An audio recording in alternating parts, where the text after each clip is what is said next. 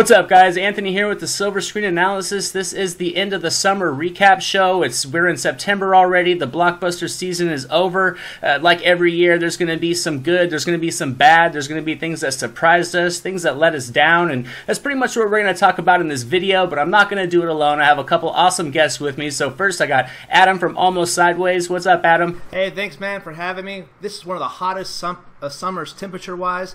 Did the movies pay off? We'll find out soon. Let's talk about it. And I also have Mike of Married Movie Reviews. What's going on, Mike? Hey, Anthony. Yeah, thanks for having me. Yeah, this summer had a lot of promise, and let's see if it lives up to the hype. Yeah, definitely. It is one of the popular seasons. It's the blockbuster season. We always get our sequels, our franchise movies, and stuff like that. So first, we're going to talk about the worst movies of the summer. We may not have had high expectations for them. We might not have expected them to be good, but we saw them anyways. They didn't turn out good. So let's just get the bad movies out of the way. So first up, Adam, give us your number 5 on your list. My number 5 is Transformers 5. I thought that was pretty fitting there. The trailers looked pretty dang good. The Transformers films for me are hit and miss sometimes. I enjoyed at least 2 of them. Transformers 5 just seemed like the editing was completely off. The ratio for the picture was off for me, and it just kind of lacked the fun. I liked moments of it. I thought it had some promise to it, but just overall for a movie, I just didn't enjoy it as quite as like the other ones I did. But it's not the worst one in the franchise for sure, but as for the summer, it's not my favorite movie, so I definitely have to be on my number 5 for the worst. Mike, what's your number 5 on the list? Well, I actually don't have 5 because unfortunately I didn't get to see that many movies, but I do have 3. My third movie, which I wouldn't say it's the worst, it's got to be Guardians of the Galaxy Volume 2, only because it was good, but it still let me down in terms of it didn't live up to the first one. There was a lot of inappropriate jokes for a comic book movie, seemingly to gear toward kids, and just a lot of the serious parts of the movie were just undercut by misplaced jokes, and it was just a lot of laughing out loud in that movie. But it's still enjoyable, but it didn't make my top 5 favorite movies. Adam, what's next up on your list? Number 4 on my list, hopefully you guys have not seen this one, but this is Unforgettable, and it is pretty forgettable. This is Katherine Heigl, Rosario Dawson. Basically, Katherine Heigl is a jealous ex for this guy who has a new fiance, and it is pretty bad. The only reason we saw this really was my wife really wanted to go out to see it, so I was like, okay, well, we'll go see this movie, see how it is. And even she looked at me and she's like, yeah, this is pretty bad. And so I have to put this down there. It's just very cliched, very kind of over-the-top acting. Katherine Heigl keeps doing the same menacing grimace the whole time. It's just really bad performances. I give her Katherine Heigl props for trying something different, trying to be a villain in a movie, but it just didn't work for me, and yeah, it's pretty bad. It seems like that movie comes out once a year. Kind of, they just plug different characters in, but we get that same kind of premise. I was actually so interested in seeing what you guys had on your list. I forgot to give you guys my number 5. My number 5 movie is going to have to be The Mummy.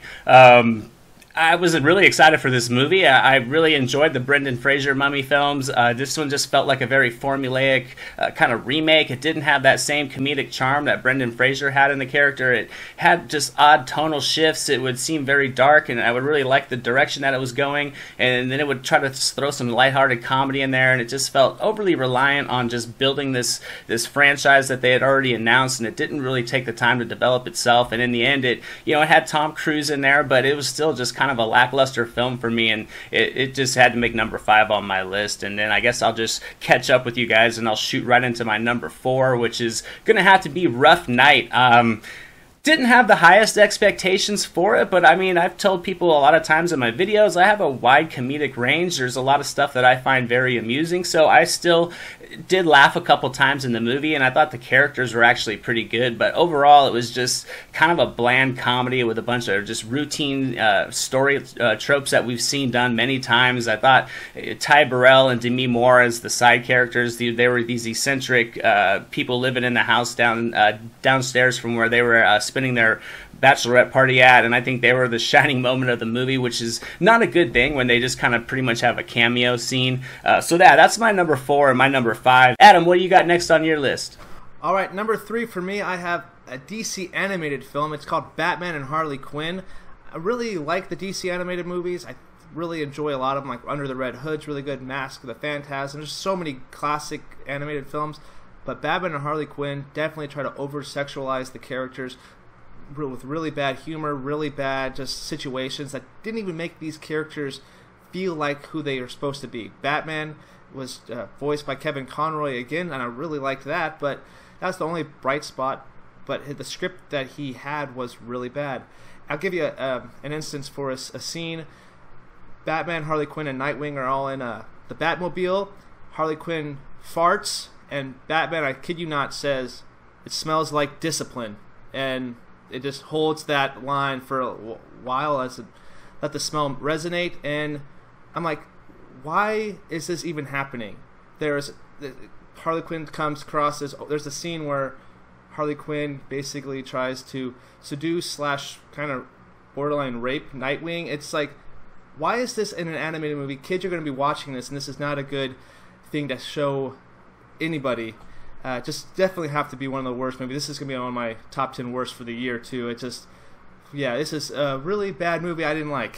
Yeah, that's unfortunate. I didn't really like The Killing Joke too much. It let me down as well, but I've always had a lot of faith in the animated series. They've always really been pretty solid, so, when The Killing Joke kind of went south and didn't do good, to hear that this one did the same is kind of a letdown, because it was actually on the list of movies that I wanted to check out. Well, it's sad, too, real quick, the guy who created or worked on the animated show in the 90s, he worked on this one too. So they try to play homage to it, but he basically just over-sexualized characters and put a lot of situations that just don't work on this. He also did the situation with The Killing Joke and with the Batgirl situation too. So yeah, just the last 2 movies have not hit for me, and it's just been a really big disappointment. What's the next up on your list? Number 2 for me, I have The Emoji Movie, which is also another animated film. I wasn't expecting too much from this movie. Obviously, this is the laughingstock of the summer, I would think. Took my daughter to see it. Even she kind of chuckled every once in a while, so that's the only reason why it's at number 2, because at least she enjoyed it. This is not made for my demographic by any means, but as a movie, though, it's pretty bland, pretty generic. They try to build off the success of Wreck-It Ralph and the Lego Movie, but this overall falls flat, and it's not really memorable or even worthwhile. So yeah, number 2 for sure.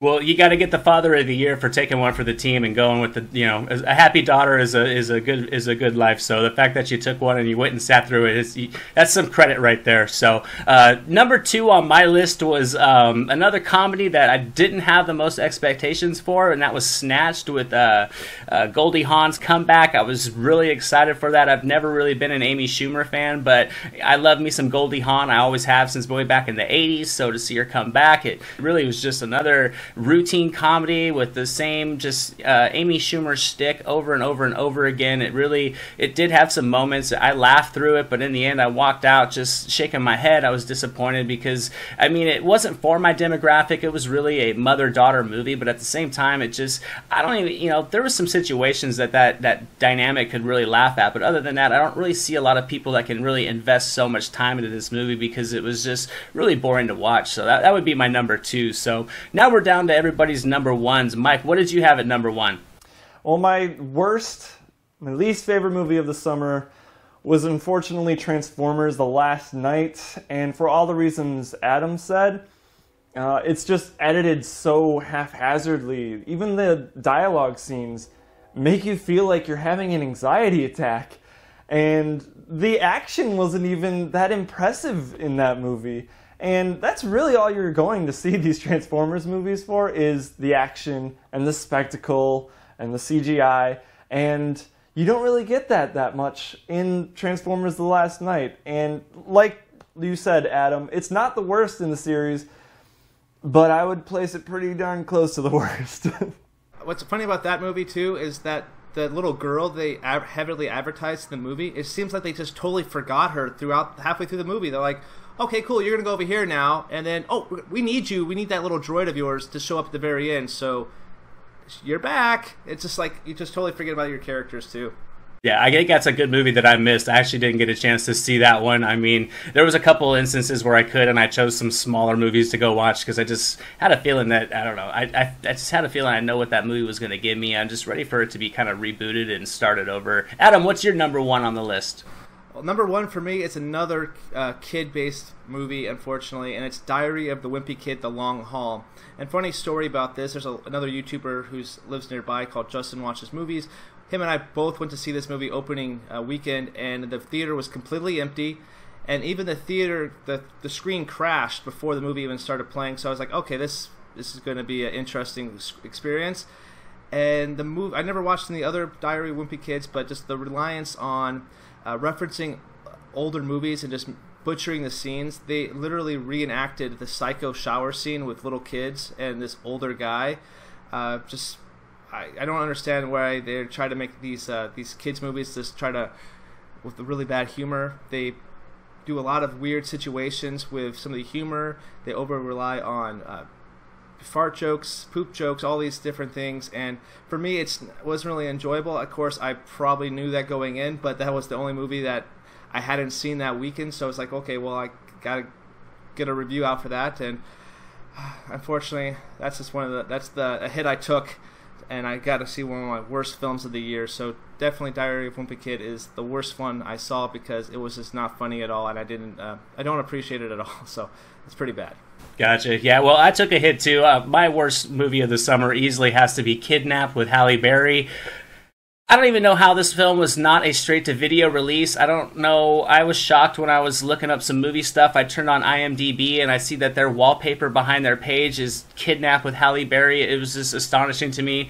It's like a 3 or 4 year old movie that was on the shelf. It ended up, the company ended up going bankrupt. They got bought by somebody else. They pulled it off the shelf, blew the dust off it, and put it out in theaters. And it starts out interesting for about the first 5 minutes, but it was just a terrible story with just you can just easily forecast everything that's going to happen.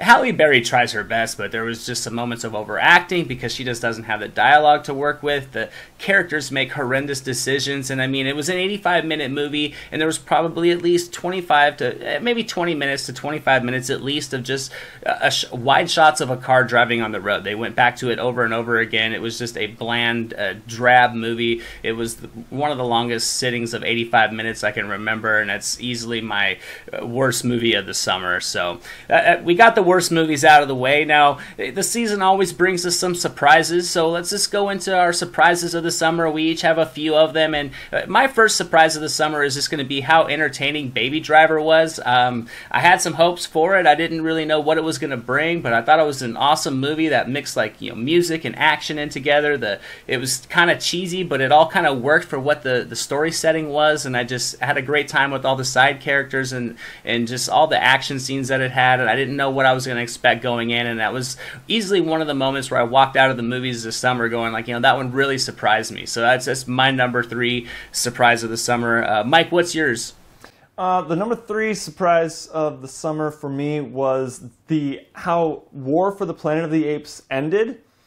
I had heard that they were making a 4th Planet of the Apes movies, and the way that this one wrapped itself up kind of just ties all the loose ends up, especially the way that spoiler alert, they killed off the villain, played by Woody Harrelson.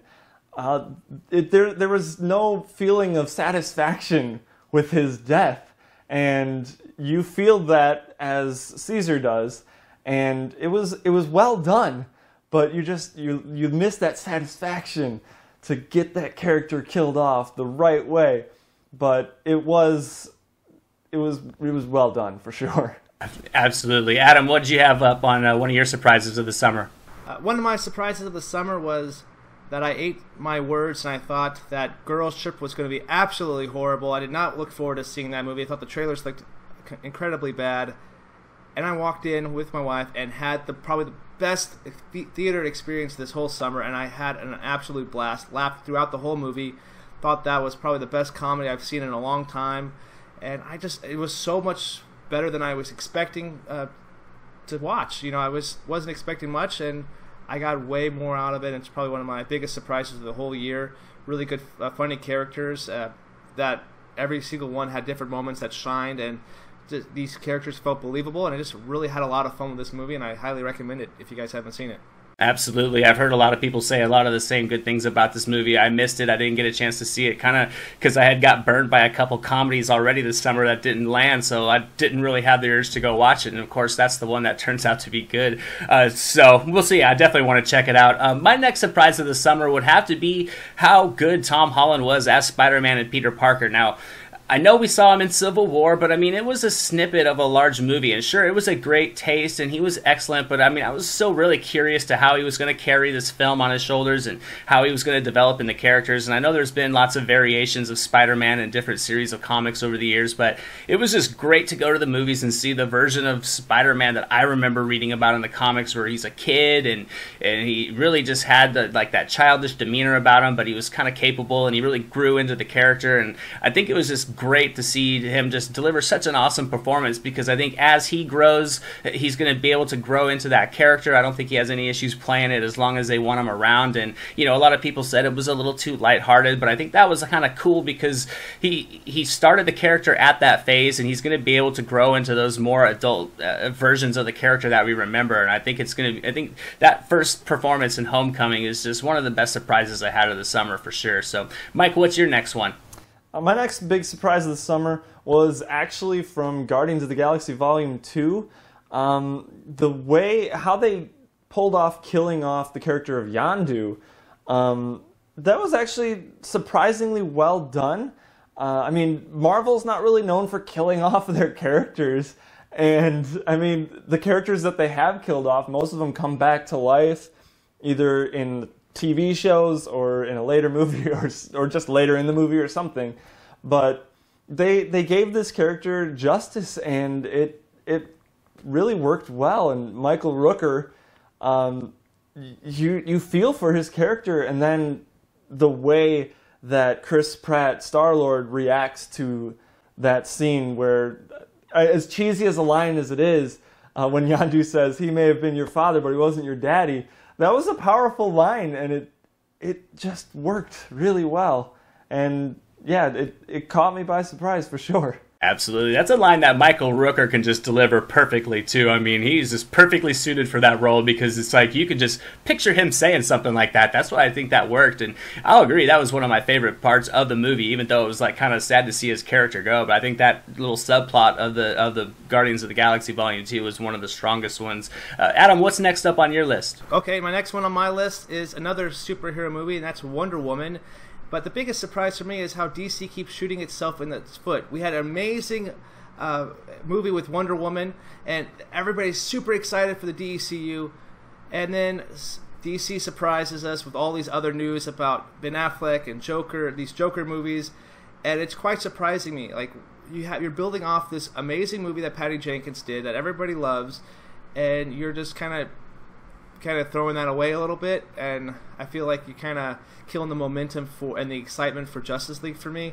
And that might maybe be a disappointment too, but I feel like it's just such a surprising move that DC is announcing all these things way ahead of time once again.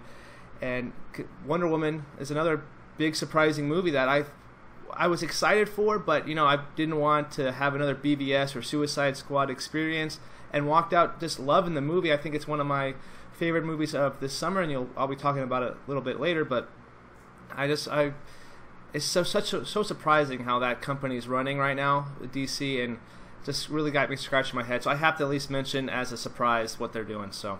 Yeah, well said, because I would say when I walked out of Wonder Woman, my anticipation and my excitement for all the future projects was at an all-time high, and it seems like every time a new article comes out, it's just like slowly chiseling away at it each time. It's like, a little bit less and a little bit less, and it's just unfortunate. But I would have to say my number one surprise of the summer is going to be, again, it's the blockbuster season, but I really think, again, that the small budget and the independent films really brought it this year. I mean, films with limited releases like Detroit and Brigsby Bear and A Ghost Story and Slight and Good Times, I really think that the summer kind of tapered off in August, and I really think that these films really kept up a lot of the pace. I wish they would have gotten a little bit more, just more theater exposure so more people could have saw them, and it really reminded me of last year how films like The Nice Guys or Hell or High Water were two films that were on my favorites of the year, and a lot of people didn't see, and I think that's really surprising again, because there's a lot of just great films that I don't think a lot of people really are going to get a chance to watch, just, and especially for a film like Detroit, which I think was an excellent movie. It just was kind of surprising that it came out in the summertime, but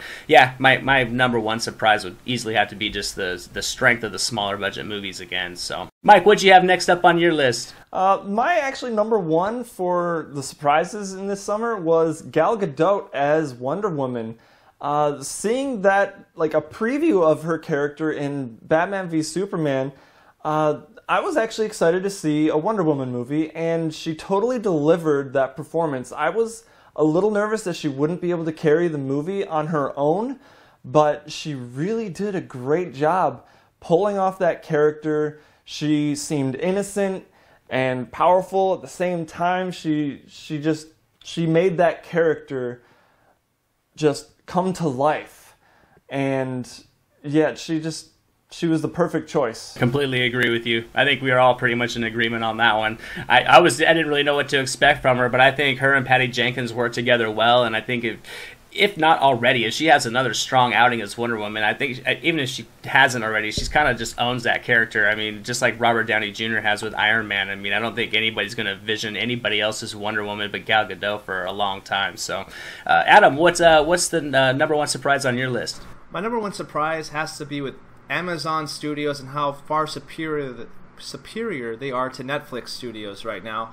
I feel like Amazon's just chugging out these really great films, with one of them being The Big Sick, which is a really awesome comedy. But the one movie I really want to talk about specifically that got a really small release, when I went to see it, I was like one of 3 people in the theater, and that is the movie called The Wall. And it has Aaron Taylor Johnson and John Cena in it, and they're basically 2 American snipers pinned down by an Iraqi sniper behind this little wall. And it's a really intense movie directed by Doug Liman, and it was really surprisingly well made and really intense sequences. John Cena is probably the best thing about that movie, and he does really good has really good acting chops in it as well. This is another thing where Amazon Studios has just been putting some really high products in theaters, and it's just been really surprising. And Netflix has not been doing the same success as, even though they're throwing a lot more money at their films, and it just proves that Amazon's doing something right with these movies. And like Manchester by the Sea last year was a really big contender. It was one of my favorites from last year. Amazon Studios, keep up doing what you're doing, because you're putting out good quality movies that are smaller films, but they're high quality in theaters. So I really appreciate Amazon Studios putting great foot forward for movies. So. Completely agree with you. Another Amazon Studios film that I just watched a few weeks ago was Crown Heights. It was an excellent movie. Lakeith Stanfield from Death Note was in that one. He delivers an awesome performance. And Nnamdi Asomugha, the Raiders safe cornerback back in the day, he comes in with a great performance, and I have to agree, it was an Amazon Studios film as well. It was extremely well made on many levels. So that's our surprises of the summer. So before we get into our favorite films of the season, we're going to talk about some of the disappointments that we had throughout the season. So Mike, we'll first go into yours, and what do you got? Well, obviously Transformers: The Last Night was a letdown. It wasn't the biggest letdown for me because I kind of had, my expectations were a little too high probably for this movie, but when I sat down in the theater before the movie started, I'm like, you know what, it's probably not going to be that good. But I was still let down by it. Overall, it's just, like we said earlier, it's just a mess of a movie, and yeah, it makes me like rethink owning any of the Transformers movies. Yeah, we'll see if I end up ever even. I heard it's like almost 2.5 hours long too, so it's a long sitting too. That's for sure. And it's the shortest. It's the shortest one in like the franchise too. It's just crazy. Yeah, the last one was a really long one too. Adam, what's on your list? One of the movies on my list is All Eyes on Me. I know that you really like this one, Anthony, but for me, what it felt like to me was kind of like a TV movie. I think that Demetrius Shipp did a really good job as Tupac, but just for me, my expectations were really high for this one. I thought the trailers were really good, but I really didn't have any sympathy for Tupac. Now, maybe that's just because I didn't really grow up listening to his music, or really wasn't growing up around the time that he was really popular. So I could have probably missed it a little bit, but just for me, my expectations were a little too high, and I just couldn't really get invested in it. I thought the performance was probably one of the best of the year, but for me, it just felt like it was more of it probably would have been better if it was like a TV series, like a mini series of his life. I think that would probably be more effective for that person or that character. But yeah, it's a little disappointing for me.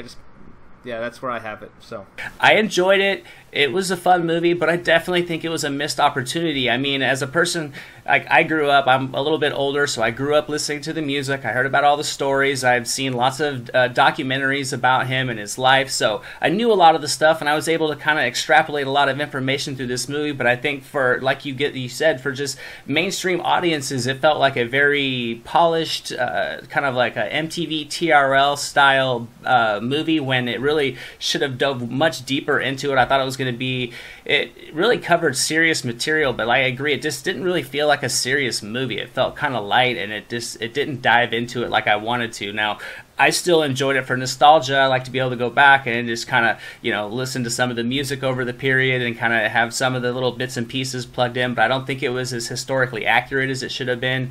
And I think for a film that finally had the opportunity after all these years to just be out to the mainstream public for everybody to see, I think they kind of missed the mark on how in-depth they should have went with it. And I totally agree with you, but it was much better suited for like a 8 or even a 10 episode series. So, Mike, what's next up on your list?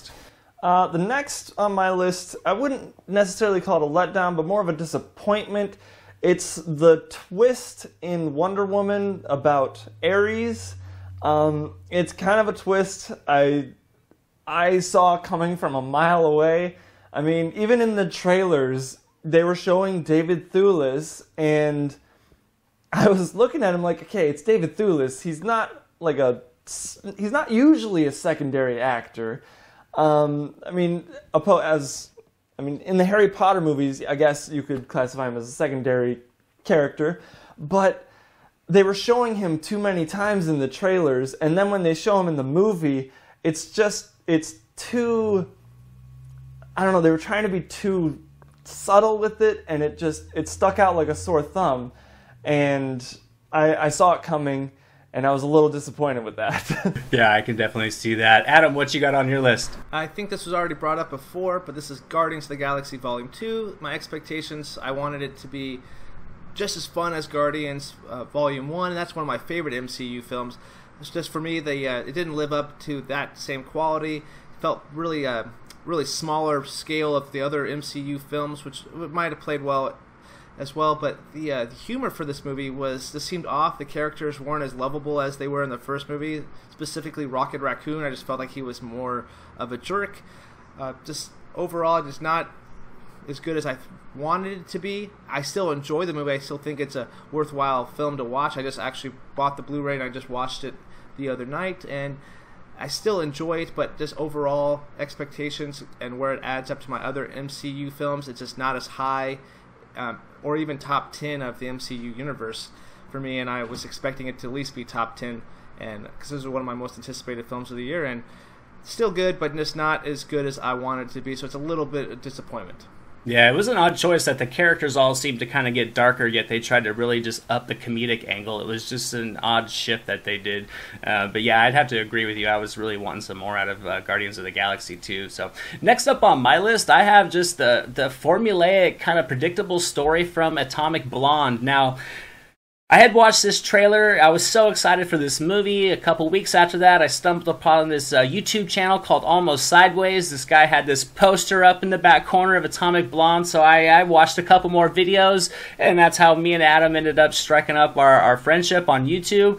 So you were excited for this movie. I remember your review. You were a little bit let down by it. I was a little bit let down by it. I thought you have Charlize Theron that's willing to do some action. You have James McAvoy. You have this unique, fresh, international kind of stylistic feel to it. In the end, it was just a very routine, progressionary, just spy movie. And I don't really have any interest in seeing more, and I think that this movie was great. It really could have just spawned into its own little franchise. It probably still will have a sequel, but I was just let down by how unengaging the story was. I would watch the action. I loved it. I would be all up in it. It wasn't as intricate as, say, John Wick was, but it was still extremely well done. It was much different in styling, and the story would kick back in, and it would just pull me out of it. And I didn't hate the film. I didn't love the film, but that's my number one surprise, because I was really excited for it. You showed me a good action movie trailer, and I'm all in on it. And so once I get there and get kind of let down, it's just kind of surprising to me. I just expected more out of it. So, Mike, what you got next up on your list? Well, my biggest letdown of the summer is unfortunately Alien Covenant. I was excited for this movie because it was like the return of the xenomorphs. And that's what we were promised, at least. And it didn't feel like an Alien movie. It was trying to be too much of a hybrid of Prometheus and Alien. And in my opinion, it didn't really work. I honestly think they should have just done one or the other. And it didn't feel right. Yeah, completely agree. I actually wanted a lot more out of that. What do you think, Adam? On Alien Covenant, I actually probably enjoyed it a little more than most people did. I really liked it. But I think part of that was I was doing an Alien review series, so I reviewed every single Alien movie, even Alien VP and AVP2. So I did all the films, all 7 of them. And so I thought, like, wow, this is actually one of the better Alien movies compared to some of the other ones I've seen in that series. But I definitely get it. It definitely felt like it was Alien mixed with Alien 2 with a little bit of homage to Prometheus and Alien 3, just like a bunch of stuff crammed into one movie. Some of it worked for me. I do get people's complaints about it, so I'm not saying, oh, you're completely wrong, because I do get it. I'm not completely blind to that. But one highlight from that movie is Danny McBride. I thought he was really awesome in that, his performance-wise anyway. I was surprised by that. But yeah, I definitely get why it's a disappointment to people. It wasn't not as I know the people I went to see with it, they completely didn't like it, or they were kind of mixed on it, and I was the only one like, oh, that was really good. So it was completely like divisive film for sure. Yeah, Danny McBride, he was good. He was probably my favorite character in that movie, which I was a little disappointed with because I wanted Catherine Waterston to be my favorite character. She wasn't a Ripley, and I think that's what we were all expecting. But yeah, Danny McBride, he was probably the best part of that movie, and that's saying quite a bit because Danny McBride's usually like only comedy, and he pulled off the seriousness pretty well.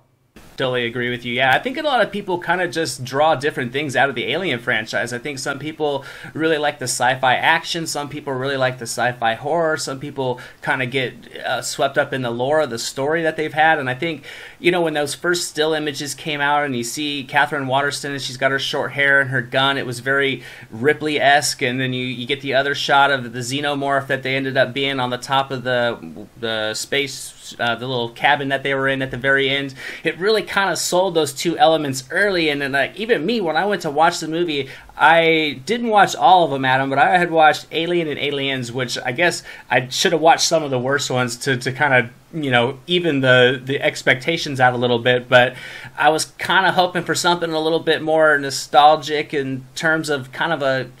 And it was that. It just, the story just didn't really go the directions I wanted. It was kind of slow for me at times. That's why it didn't disappoint me enough to make it like up on my list, but I was really something I was kind of like, I wanted more out of that one. Yeah, definitely. It obviously the box office suffered too because I had like a 70% drop off from week 1 to week 2 or something like that. I've never ever seen that before. and unfortunately, I think Ridley Scott won't be able to make another one. Yeah, it'll be interesting to see what happens. Adam, what's next up on your list? Well, this movie, we talked about it as one of the worst films already, and that is The Mummy. This is one of those movies that they put so much hype into this movie already. They're like, here, a month before the movie even came out, they announced that they were going to make Bride of Frankenstein, a Creature from the Black Lagoon, Hunchback of Notre Dame. They added all these different movies that this universe was going to have in it. They were like, oh, we're Dark Universe all the way. This is going to be amazing. We're looking at Angelina Jolie to play the Bride of Frankenstein. We're looking at Dwayne Johnson to play the Wolfman. And then a week before the movie hit, they released this photo online with Javier Bardem as confirmed as Frankenstein's monster. They showed Russell Crowe as, Dr. Jekyll, then Tom Cruise, Sofia Boutella, and Johnny Depp as the Invisible Man. So they're really pushing hard on this Dark Universe.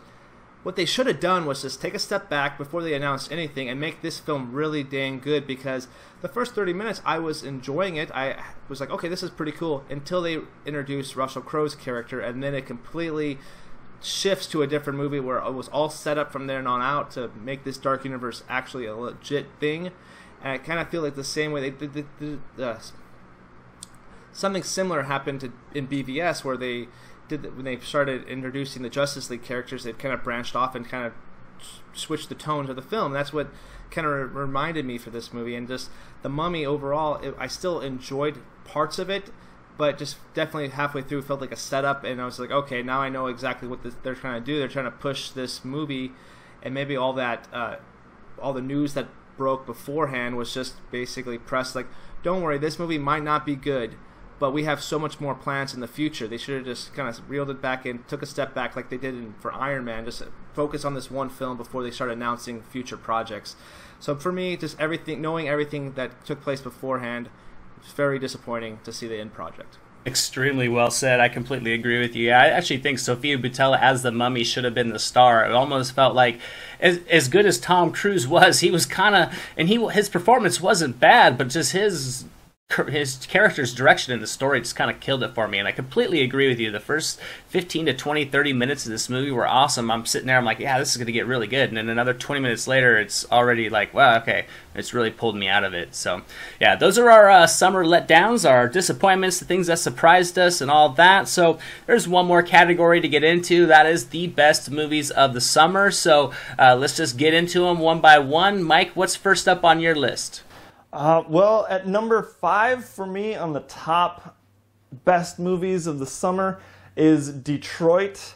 Living in Michigan, I mean, you have to see it. And I was late to see it. I was disappointed that I didn't get to see it opening weekend. But I did finally see it just a couple days ago, and man, this movie is tense.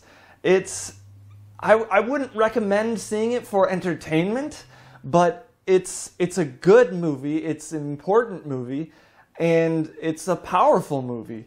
And my palms were sweating the entire time, and I think my legs were shaking, like, you know that thing you do with your leg when you're just sitting at the computer working, your foot's tapping? I was doing that in the theater, and I couldn't sit still because it was just so well done, and I'm getting like sweaty talking about it because it was so good.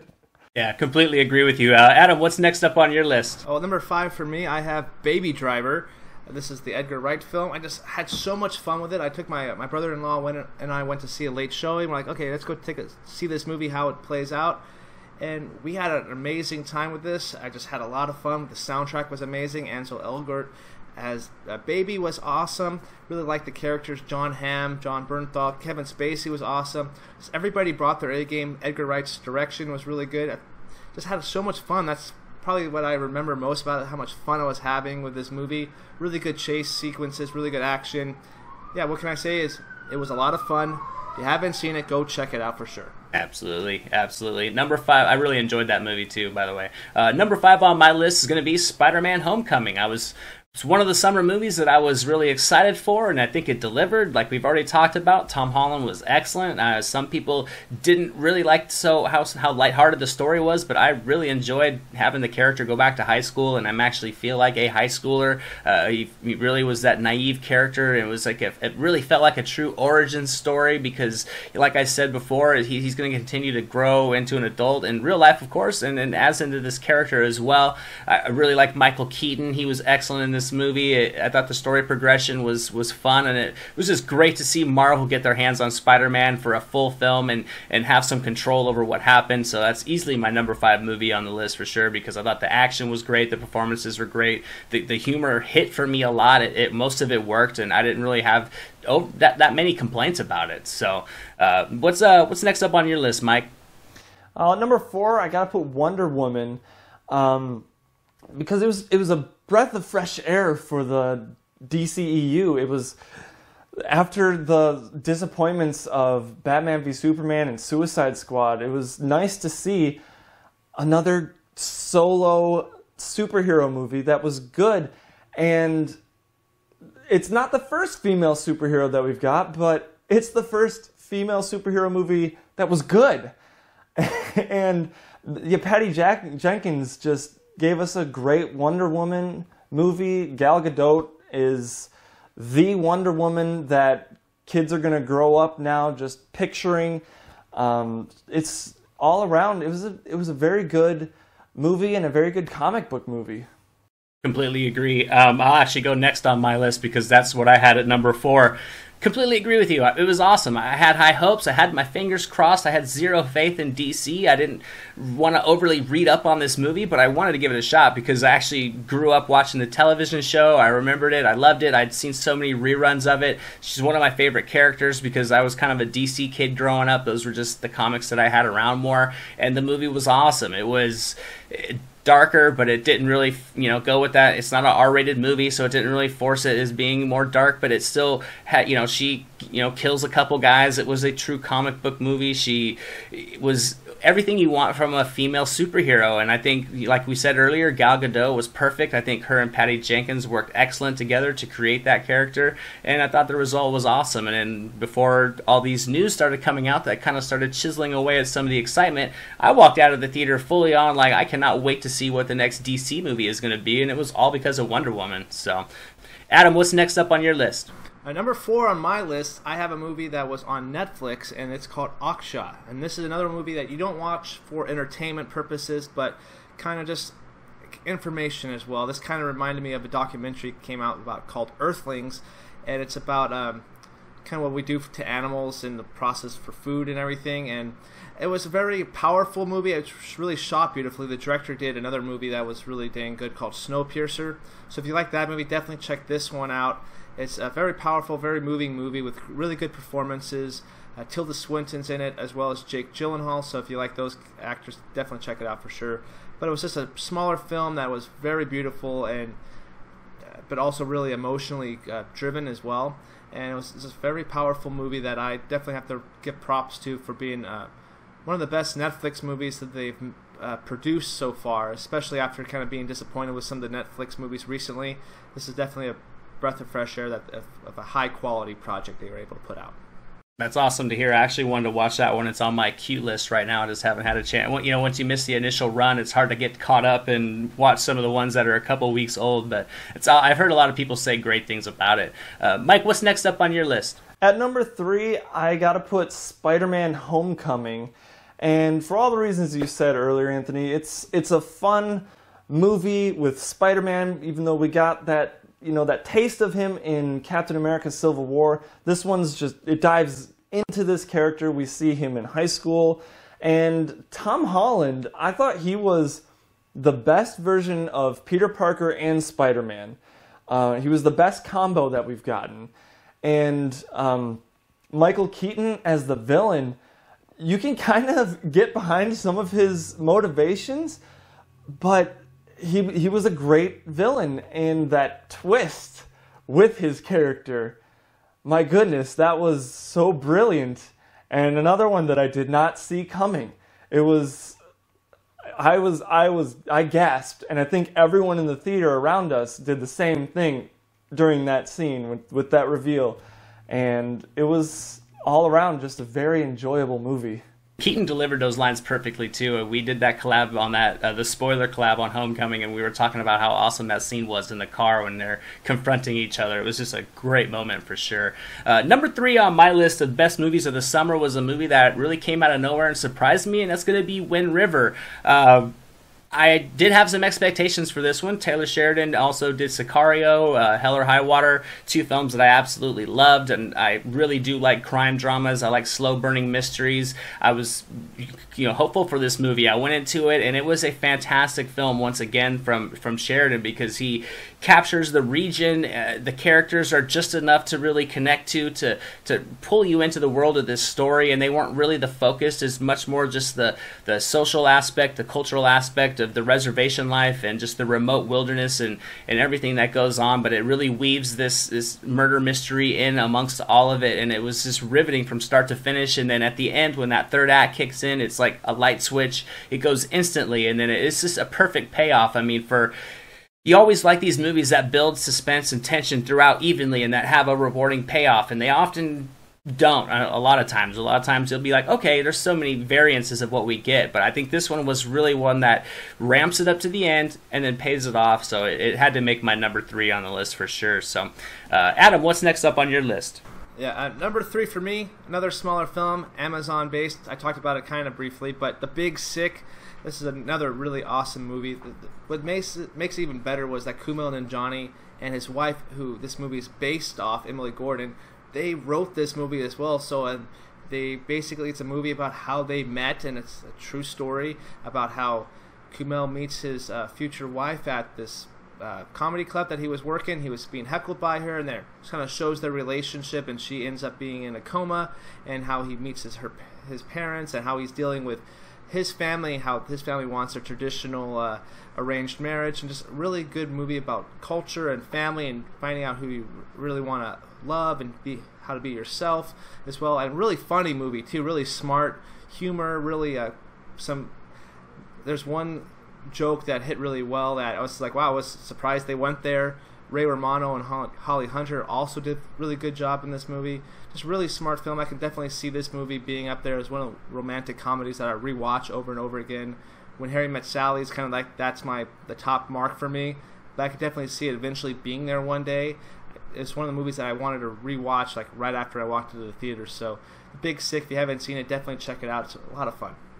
That's awesome. Yeah, I haven't heard anybody say really anything bad about that movie. It's definitely one that I want to check out, and I was sad that I had to miss that one when it made its first run. But I think I'm going to try to still catch it in theaters. I think it's still playing a couple showings a day, so hopefully I'll get that one in.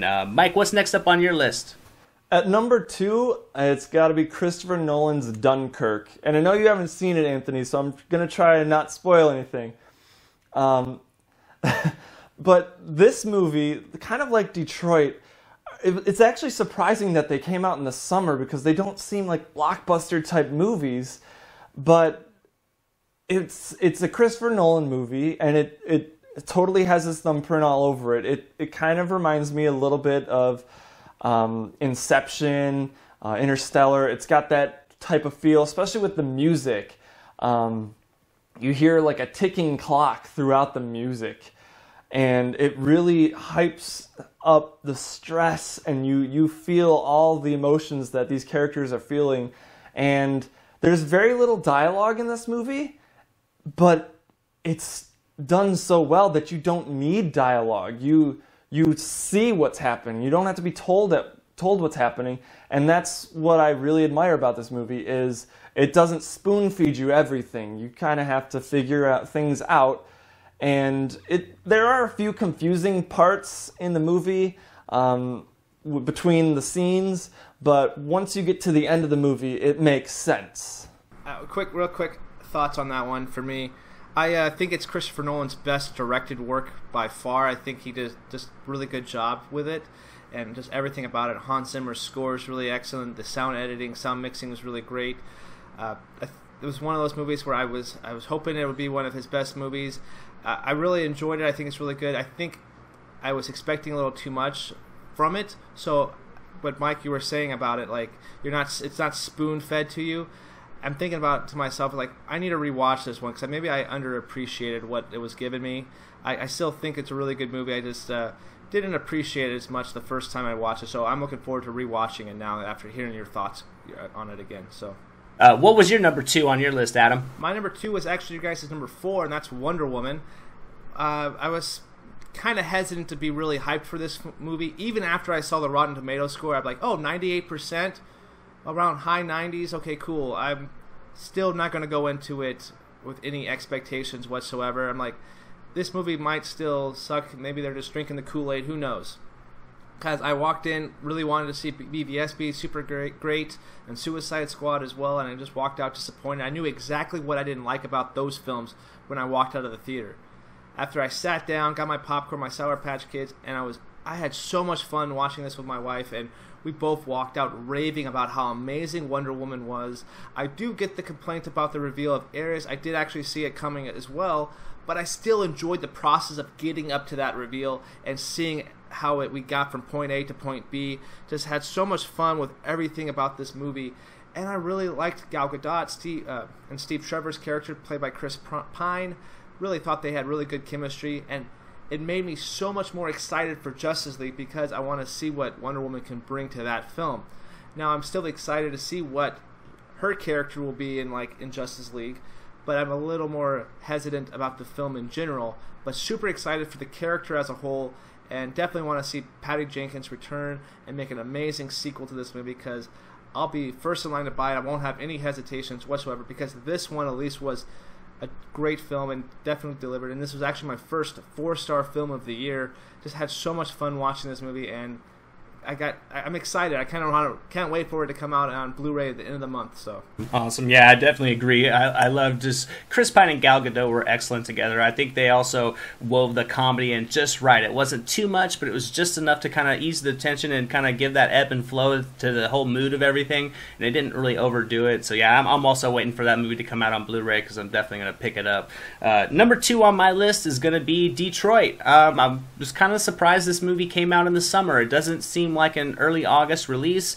It didn't get a wide release, but Catherine Bigelow is fantastic. She definitely can make a great film, and we all know that, and she did once again, because this movie, I think I said on Twitter when I got out, it was one of the first times in a long time I can remember just a movie giving me the chills many times throughout. I think that was mostly due to the subject matter, but it was also along with just the way the film was crafted. It was very raw. It was kind of gritty at times. It almost feels like it's kind of plays out at real time, and I think the performances from top to bottom were fantastic. I mean, Will Poulter was just amazing as this cop. You're supposed to hate him, and you absolutely do. I think that was probably not an easy character for him to dive into, but I think it was hard to see the guy that was in We're the Millers singing the TLC Waterfall song in the RV playing the character he was playing in this movie, and it was like you were able to not see that other comical side to him. You were able to see this darker side to him, and I think everything was just, it was tastefully done, and like you had said earlier, it's not a movie that you go watch for entertainment. It's a learning experience, and it's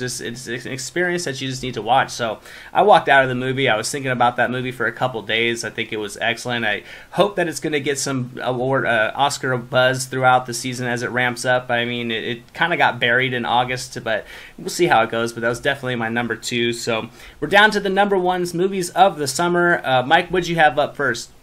My favorite movie of the summer has got to be War for the Planet of the Apes.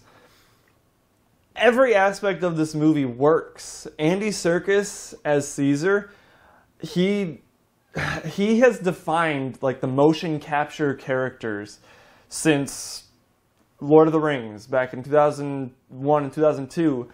And he's come a long way with his characters. He's now leading roles, and he's pulling it off so well through a character that is being brought to life in CGI, but you can still see his performance. You can still see his facial features in this. So not only is that Andy Serkis, but it's also the CG artists. The team that put this movie together, they all did such a fantastic job.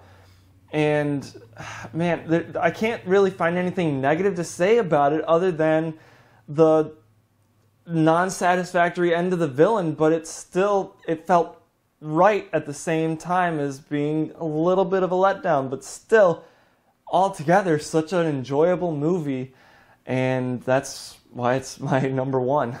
I guess I'll go next because that's my number one movie as well, War for the Planet of the Apes. I thought it was fantastic. It was just like Homecoming. It was a movie that I was super excited for, and it actually delivered. I think usually when you have a trilogy, they start out good and they get progressively worse. I think this one did the opposite. I think each film got progressively better as far as basically just the technology of it, the performances, the story itself. I think they had a plan from the get-go, but they weren't reliant on the other films later as each one progressed. They were each independent films that you can really enjoy on their own. And yeah, the closing arc of Caesar's character was fantastic. I think it was just amazing to see the motion capture work and just to ramp it up more, to see the emotions in Caesar. And I really think Serkis should get some kind of award praise for this one. I think he did a fantastic job, and I can kind of agree with you. I wanted a little bit more out of Woody Harrelson's character. I think that's the only one flaw I found in this movie was his performance, because it was good, but I felt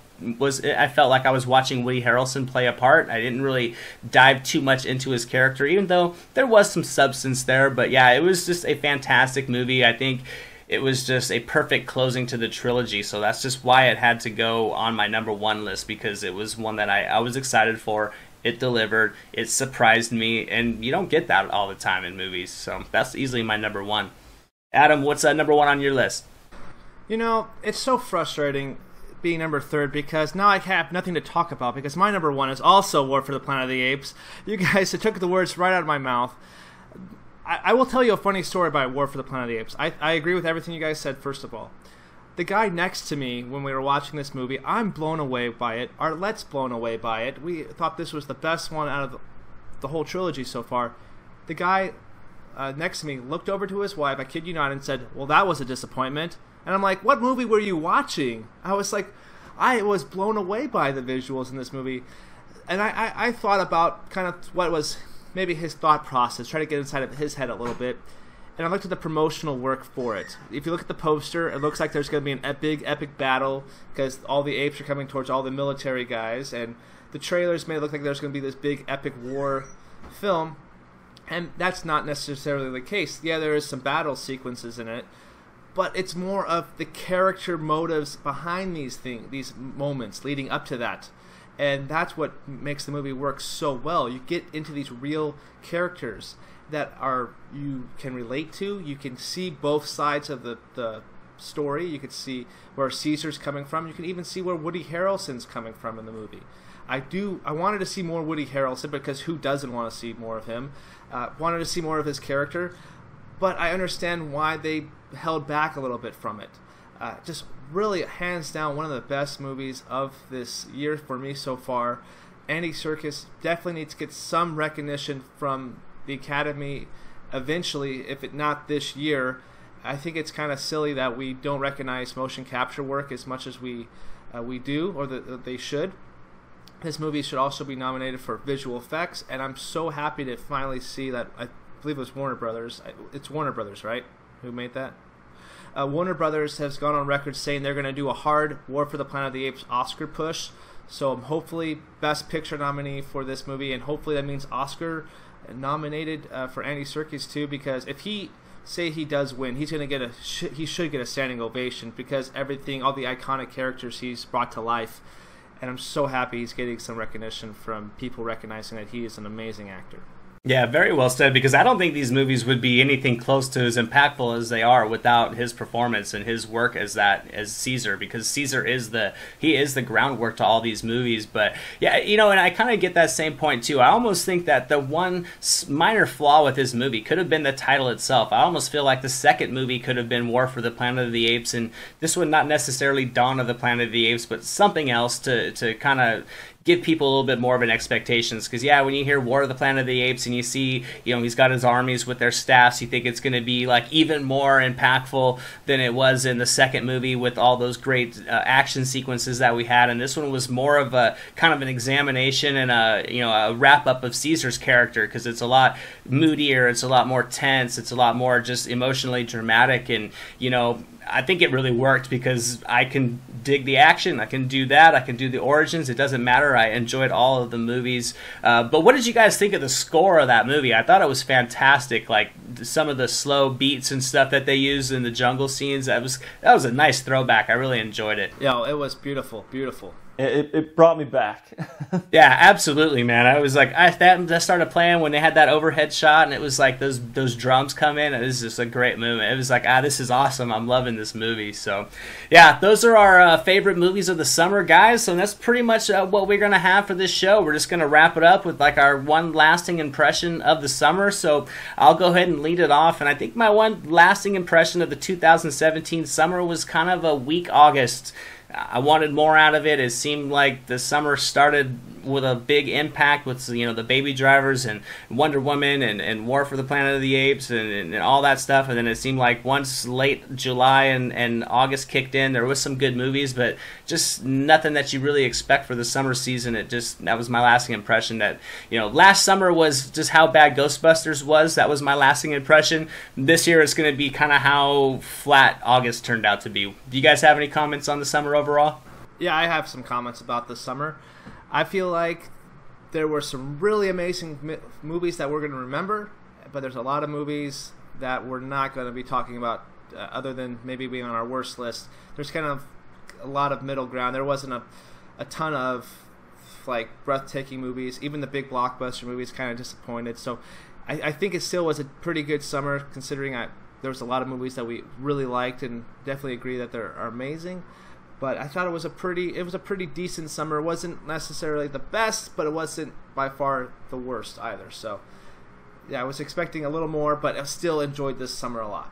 Yeah, definitely think it was better than last summer. Mike, do you got anything you want to close out with? Yeah, this summer had so much promise, and seeing all the movies that were going to come out this year, and most of them being sequels, I was like, this is going to be the best summer of all the movies, or of all the years, with all those movies coming out. And it was okay. I mean, all the big movies that, we were all excited for, they kind of fell a little flat, except for a few movies, like obviously War for the Planet of the Apes. That was all our number one. But there were mostly misses. I mean, I expected to be going to see a lot more movies this summer, and granted, we just had a few more things to do this year. Like we had some trips to go to, weddings to go to, but for the most part, I wasn't that upset that I missed some of these movies. And after this year, I'm just more excited for next year because we have big movies like Han Solo coming out, Avengers. I mean, just those two movies, I think, should be better, make next summer better than this summer. It's kind of a weird season. I mean, we always get so excited for the movies, and they don't always really pan out. So it's hard to say what next year is going to bring for us. But hopefully you guys are still here, listening to us ramble on about movies. That's the 2017 summer recap episode. Thank you so much for joining me, guys. Adam of Almost Sideways, let's let them know where they can find you. Hey, guys. Once again, my name is Adam with Almost Sideways. You can find me here on YouTube at Almost Sideways. I'm the only one with that channel. I do movie reviews, trailer reaction, and ranking videos. Really growing fast. Really appreciate you guys to come check it out. And you can also find me on Twitter at Adam Sideways. And I'll leave you with this. Apes together strong. Absolutely. Mike of Married Movie Reviews, let them know where they can find you. Yeah, thanks for having me first off, Anthony. This was a lot of fun. You can find me at Married Movie Reviews on YouTube. Me and my wife do movie reviews, trailer breakdowns. I'm definitely looking forward to some of these movies coming out this fall and winter. It's going to be a great time. You can also find me on Twitter at Married Review. I don't post that much on Twitter, but I'm there. But yeah, this is a lot of fun, Anthony. I had a great time. I hope you guys enjoyed it as well. We learned 2 things today: War of the Planet of the Apes stole the summer, and all great minds think alike, because we all picked it for our number 1. Yeah, but definitely go check out these guys' channel. They got great content. The links are going to be down in the description below. I also have a playlist with all the collab videos I did. We did an action movie countdown on Almost Sideways. We also did a Spider-Man Homecoming spoiler review on Married Movie Reviews. So swing by and check them guys out. They have some great content. They're movie geeks just like me. And of course, I'm Anthony, and you're on the Silver Screen Analysis right now. So thanks so much for watching, guys. We'll hope to do this again at the end of the fall season, right after the Oscars, and maybe talk about what surprised us over the holidays. And hopefully we'll catch you then. But as always, thank you so much for watching, and I'll see you at the movies.